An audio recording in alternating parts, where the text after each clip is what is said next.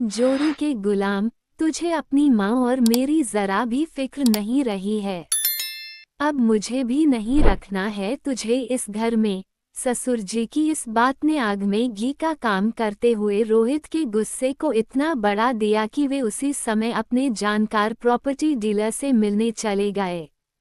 मैं बहुत सुंदर हूँ और रोहित मेरे ऊपर पूरी तरह लट्टू हैं।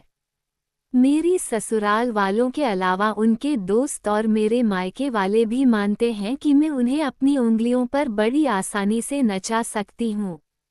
मेरे सास ससुर ने अपनी छोटी बहू यानी मुझे कभी पसंद नहीं किया। वे दोनों हर किसी के सामने ये रोना रोते कि मैंने उनके बेटे को अपने रूपजाल में फंसाकर माता पिता से दूर कर दिया है।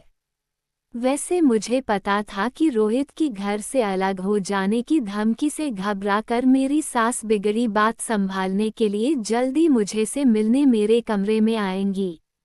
गुस्से में घर से अलग कर देने की बात मुंह से निकालना अलग बात है, पर मेरे सास ससुर जानते हैं कि हम दोनों के अलावा उनकी देखभाल करने वाला और कोई नहीं है। ऊपरी मंजिल पर रह रहे बड़े भैया और भाभी मुझसे तो क्या, घर में किसी से भी ढंग से नहीं बोलते हैं। मैं बहुत साधारण परिवार में पली बड़ी थी। इसमें कोई शक नहीं कि अगर मैं बेहद सुंदर न होती तो मुझसे शादी करने का विचार अमीर घर के बेटे रोहित के मन में कभी पैदा न होता। मेरे माता पिता ने बचपन से ही मेरे दिलो दिमाग में यह बात भर दी थी कि हर तरह की खुशियां और सुख पाना उनकी परी सी खूबसूरत बेटी का पैदाइशी हक है। अपनी सुंदरता के बल पर मैं दुनिया पर राज करूंगी। किशोरावस्था में ही इस इच्छा ने मेरे मन के अंदर गहरी जड़ें जमा ली थीं। रोहित से मेरी पहली मुलाकात अपनी एक सहेली के भाई की शादी में हुई थी। वे जिस कार से उतरे उसका रंग और डिज़ाइन मुझे बहुत पसंद आया था। सहेली से जानकारी मिली कि वे अच्छी जॉब कर रहे हैं। इससे उनसे दोस्ती करने में मेरी दिलचस्पी बढ़ गई थी। उनकी आंखों में झांकते हुए मैं 2-3 बार बड़ी अदा से मुस्कराई तो वे फौरन मुझ में दिलचस्पी लेने लगे। मौका ढूंढकर मुझसे बातें करने लगते तो मैं 2-4 वाक्य बोलकर कहीं और चली जाती। मेरे शर्मीले स्वभाव ने उन्हें मेरे साथ दोस्ती बढ़ाने के लिए और ज्यादा उतावला कर दिया। उस रात विदा लेने से पहले उन्होंने मेरा फ़ोन नंबर ले लिया। अगले दिन से ही हमारे बीच फ़ोन पर बातें होने लगीं। सप्ताह भर बाद हम ऑफिस खत्म होने के बाद बाहर मिलने लगे। हमारी चौथी मुलाकात एक बड़े पार्क में हुई। वहाँ एक सुनसान जगह का फ़ायदा उठाते हुए उन्होंने अचानक मेरे होंठों से अपने होंठ जोड़कर मुझे चूम लिया।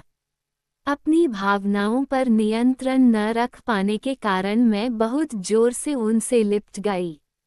बाद में उनकी बाहों के घेरे से बाहर आकर जब मैं सुबकने लगी तो उनकी उलझन और बेचैनी बहुत ज़्यादा बढ़ गई। बहुत पूछने पर भी न मैंने उन्हें अपने आंसू बहाने का कारण बताया और न ही ज़्यादा देर उनके साथ रुकी। पूरे 3 दिनों तक मैंने उनसे फ़ोन पर बात नहीं की तो चौथे दिन शाम को वे मुझे मेरे ऑफिस के गेट के पास मेरा इंतजार करते नजर आए। उनके कुछ बोलने से पहले ही मैंने उदास लहजे में कहा, आई एम सॉरी पर हमें अब आपस में नहीं मिलना चाहिए, रोहित। पर क्यों? मुझे मेरी गलती तो बताओ। वे बहुत परेशान नजर आ रहे थे। तुम्हारी कोई गलती नहीं है। तो मुझसे मिलना क्यों बंद कर रही हो? उनके बार बार पूछने पर मैंने नजरें झुकाकर जवाब दिया, मैं तुम्हारे प्यार में पागल हो रही हूँ। तुम्हारे साथ नज़दीकियाँ बढ़ती रहीं तो मैं अपनी भावनाओं को काबू में नहीं रख सकूंगी। तुम कहना क्या चाह रही हो? उनकी आंखों में उलझन के भाव और ज्यादा बढ़ गए। हम ऐसे ही मिलते रहे तो किसी भी दिन कुछ गलत घट जाएगा। तुम मुझे चीप लड़की समझो, ये सदमा मुझसे बर्दाश्त नहीं होगा। साधारण से घर की यह लड़की तुम्हारे साथ जिंदगी गुजारने के सपने नहीं देख सकती है। तुम मुझसे न मिला करो प्लीज। भरे गले से अपनी बात कहकर मैं कुछ दूरी पर इंतजार कर रही अपनी सहेली की तरफ चल पड़ी। बाद में रोहित ने बार बार फोन करके मुझे फिर से मिलना शुरू करने के लिए राजी कर लिया। मेरी हंसी खुशी उनके लिए दिन ब दिन ज्यादा महत्वपूर्ण होती चली गई। मेरे रंग रूप का जादू उनके सिर चढ़कर ऐसा बोला कि महीने भर बाद ही उनके घर वाले हमारे घर रिश्ता पक्का करने आ पहुँचे। उस दिन हुई पहली मुलाकात में ही मुझे साफ एहसास हो गया कि यह रिश्ता उनके परिवार वालों को पसंद नहीं था। मेरी शादी को करीब 6 महीने हो चुके हैं और अब तक मेरे सास ससुर और जेठ जेठानी की मेरे प्रति नापसंदगी अपनी जगह कायम है। अपने पिता से झगड़ा करने के बाद रोहित को घर से बाहर गए 5 मिनट भी नहीं हुए होंगे कि सासू माँ मेरे कमरे में आ पहुंची। उनकी झिझक और बेचैनी को देखकर कोई भी कह सकता था कि बात करने के लिए मेरे पास आना उन्हें अपमानित महसूस करा रहा है। मेरे सामने झुकना उनकी मजबूरी थी। उनका अपनी बड़ी बहू नेहा से 36 का आंकड़ा था, क्योंकि बेहद अमीर बाप की बेटी होने के कारण वह अपने सामने किसी को कुछ नहीं समझती थी। मेरे सामने बैठते ही सासू माँ मुझे समझाने लगी, घर में छोटी बड़ी खटपट तकरार तो चलती रहती है, पर तू रोहित को समझाना कि वह घर छोड़कर जाने की बात मन से बिल्कुल निकाल दे। मैंने बेबस से लहजे में जवाब दिया, मम्मी आप तो जानती ही हैं कि वे कितने जिद्दी इंसान हैं। मैं उन्हें घर से अलग होने से कब तक रोक सकूंगी। आप पापा को भी समझाओ कि वे घर से निकाल देने की धमकी तो बिल्कुल न दिया करें। उन्हें तो तब तक अक्ल नहीं आएगी जब तक गुस्से के कारण उनके दिमाग की कोई नस नहीं फट जाएगी। ऐसी बातें मुंह से न निकालिए प्लीज। मेरा मन ससुर जी के अपाहिज हो जाने की बात सोचकर ही बेचैनी और घबराहट का शिकार हो उठा था। कुछ देर तक अपनी व ससुर जी की गिरती सेहत के दुखड़े सुनाने के बाद सासू जी चली गईं। हम घर से अलग नहीं होंगे, मुझसे ऐसा आश्वासन पाकर उनकी चिंता काफी हद तक कम हो गई थी। उस रात मुझे साथ लेकर रोहित अपने दोस्त की शादी की सालगिरह की पार्टी में जाना चाहते थे। उनका ये कार्यक्रम खटाई में पड़ गया, क्योंकि ससुर जी को सुबह से 5-6 बार उल्टियां हो चुकी थीं। ऑफिस से आने के बाद जब उन्होंने मेरे जल्दी तैयार होने के लिए शोर मचाया, तो घर में क्लेश शुरू हो गया और बात धीरे धीरे बढ़ती चली गई। सच्चाई यही है कि कुछ कारणों से मैं खुद भी रोहित के दोस्त द्वारा दी जा रही कॉकटेल पार्टी में नहीं जाना चाहती थी। आज मैं जिंदगी के उसी मुकाम पर हूँ जहाँ होने के सपने मैं हमेशा देखती आई हूँ। संयोग से मैंने जिस ऐशोआराम भरी जिंदगी को पाया है, उसे नासमझी के कारण खो देने का मेरा कोई इरादा नहीं था। रोहित की एक निशा भाभी हैं, जिनके अपने पति सौरभ के साथ संबंध बहुत खराब चल रहे हैं। उनके बीच तलाक होकर रहेगा ऐसा सबका मानना है। मैंने पिछली कुछ पार्टियों में नोट किया कि फ्लर्ट करने में एक्सपर्ट निशा भाभी रोहित को बहुत लिफ्ट दे रही हैं। ये सभी जानते हैं कि एक बार बहक गए कदमों को वापस राह पर लाना आसान नहीं होता है। रोहित को निशा से दूर रखने के महत्व को मैं अपने अनुभव से बखूबी समझती हूँ, क्योंकि अपने पहले प्रेमी समीर को मैं खुद अब तक पूरी तरह से नहीं भुला पाई हूँ। वह मेरी सहेली शिखा का बड़ा भाई था। मैं 12वीं कक्षा की परीक्षा की तैयारी करने उनके घर पढ़ने जाती थी। मेरी खूबसूरती ने उसे जल्दी मेरा दीवाना बना दिया। उसकी स्मार्टनेस भी मेरे दिल को भा गई। उनके घर में कभी भी हमें एकांत में बिताने को 5-10 मिनट भी मिल जाते थे। इस छोटे से समय में ही उसके जिस्म से उठने वाली महक मुझे पागल कर देती थी। उसके हाथों का स्पर्श मेरे तन मन को मदहोश कर मेरे पूरे वजूद में अजीब सी ज्वाला भर देता था। एक रविवार की सुबह जब उसकी माँ बाजार जाने को निकली, माँ के बाहर जाते ही समीर बाहर से घर लौट आया। हमें कुछ देर की मौजमस्ती करने के लिए किसी तरह का खतरा नजर नहीं आया, तो हम बहुत उत्तेजित हो आपस में लिपट गए। फिर गड़बड़ ये हुई कि उसकी माँ बस भूल जाने के कारण घर से कुछ दूर जाकर ही लौट आई थीं। दरवाजा खोलने के बाद समीर और मैं अपनी उखड़ी सांसों और मन की घबराहट को उनकी अनुभवी नज़रों से छिपा नहीं पाए थे।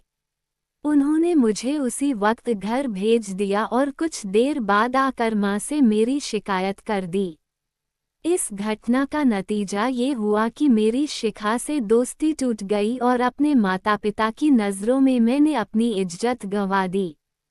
कच्ची उम्र में समीर के साथ प्यार का चक्कर चलाने की मूर्खता कर मैंने खुद अपने पैरों पर कुल्हाड़ी मारी थी।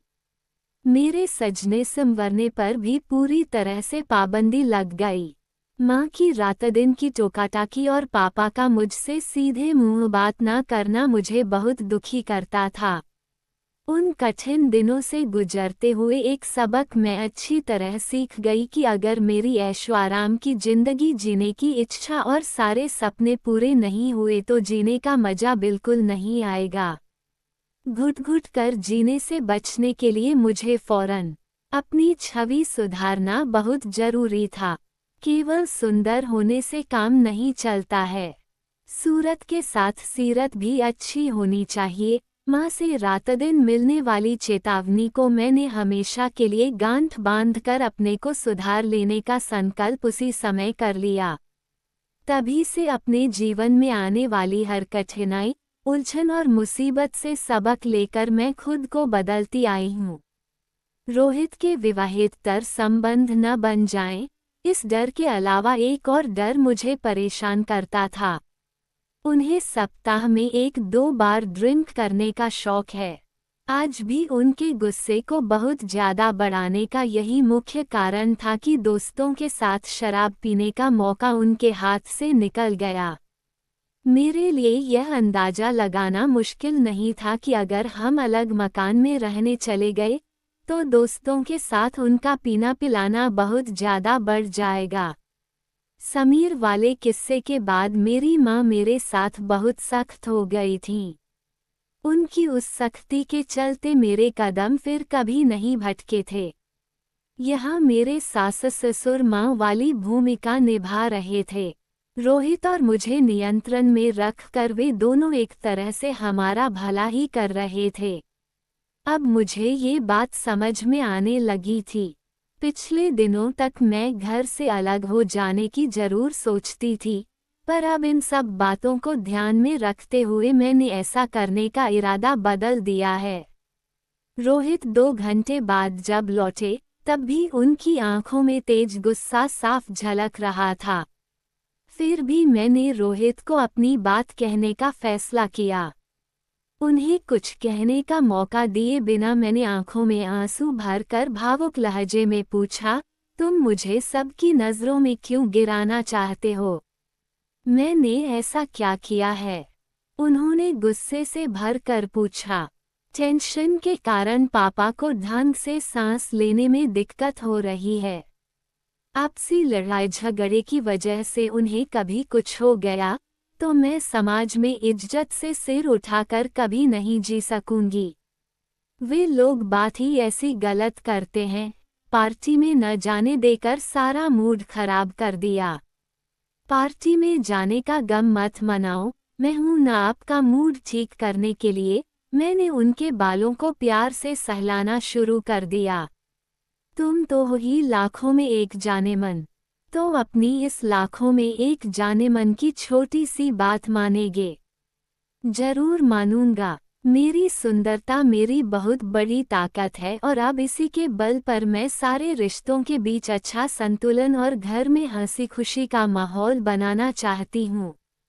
इस दिशा में काफ़ी सोच विचार करने के बाद मैं इस नतीजे पर पहुंची हूँ कि सास ससुर के साथ अपने रिश्ते सुधारकर उन्हें मजबूत बनाना मेरे हित के लिए बहुत महत्वपूर्ण है। अपने इसी लक्ष्य को ध्यान में रखते हुए मैंने रोहित के कान के पास मुंह ले जाकर प्यार भरे लहजे में पूछा, क्या मैं तुम्हें कभी किसी भी बात से नाराज होकर सोने देती हूँ? कभी नहीं, और आज भी मत सोने देना। उनके होठों पर एक शरारती मुस्कान उभरी। आज आप भी मेरी इस अच्छी आदत को अपनाने का वादा मुझसे करो। लो, कर लिया वादा। तो अब चलो मेरे साथ। कहाँ? अपने मम्मी पापा के पास। उनके पास किस लिए चलूं? आप उनके साथ कुछ देर ढंग से बातें कर लोगे तो ही वे दोनों चैन से सो पाएंगे। नहीं, यह मैं नहीं। मैंने झुककर पहले रोहित के होठों पर प्यार भरा चुंबन अंकित किया और फिर उनकी आंखों में प्यार से झांकते हुए मोहक स्वर में बोली, प्लीज, मेरी खुशी की खातिर आपको ये काम करना ही पड़ेगा। आप मेरी बात मानेंगे न? तुम्हारी बात कैसे टाल सकता हूँ ब्यूटीफुल। चलो। रोमांटिक अंदाज में मेरा हाथ चूमने के बाद जब वे फौरन अपने माता पिता के पास जाने को उठ खड़े हुए तो मैं मन ही मन विजयी भाव से मुस्कुराते हुए उनके गले लग गई। दोस्तों, अगर वीडियो अच्छा लगा तो वीडियो को लाइक और चैनल को सब्सक्राइब जरूर करें। और इन कहानियों को सुनाने का उद्देश्य किसी को परेशान करना बिल्कुल भी नहीं है। ये कहानी आपको इसलिए सुनाई जाती है ताकि आप लोग इन कहानियों में से कुछ न कुछ सीख सको और अपने जीवन में उस चीज़ को अप्लाई कर सको।